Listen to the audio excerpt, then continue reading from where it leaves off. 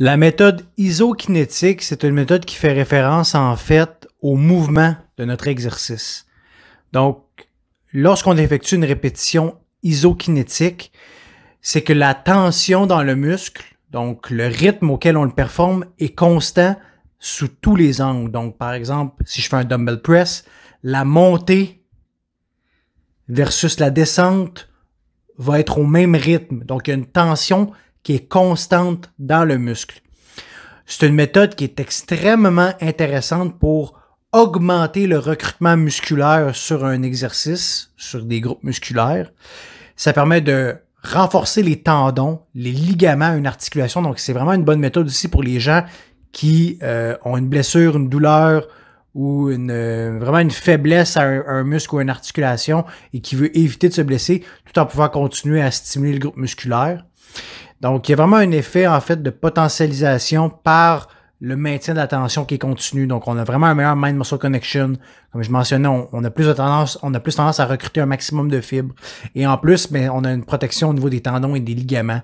Donc, c'est des très bonnes méthodes à incorporer chez les gens qui commencent, par exemple, peut-être un processus d'hypertrophie ou de gain en force pour s'assurer que les tendons et les ligaments suivent le gain de masse musculaire ou de faire en sorte que justement, ben, comme on augmente beaucoup l'intensité dans les sessions d'entraînement, ben, les articulations et les tendons vont être en mesure de suivre et on n'aura pas une blessure qui va se générer lorsqu'on va arriver à des pourcentages d'intensité plus élevés sur des exercices plus complexes.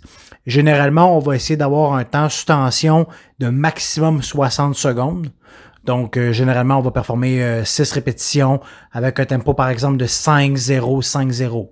Donc, je monte en 5 secondes mon exercice, je descends en 5 secondes et on essaie vraiment de maintenir la tension constante. Donc, un autre avantage aussi, c'est que ça permet vraiment de renforcer nos muscles sous tout l'angle de la courbe de force parce que en maintenant une tension qui continue, on détruit un peu l'effet de la courbe de force. Donc, la courbe de force, c'est lorsque, par exemple, dans un certain mouvement, ben, c'est plus facile de l'exécuter. Un autre mouvement, ça devient de plus en plus difficile. Donc, chaque muscle a sa propre courbe de force. Donc, il en existe 3 différentes. Donc, il va se répertorier à une de ces 3 courbes-là.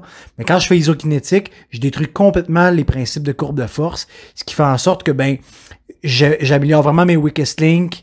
Je bénéficie pas forcément de mes points forts. Donc, mon muscle se renforce sous tous ses angles. Donc, c'est vraiment intéressant comme méthode. Beaucoup de bénéfices, très peu de risques.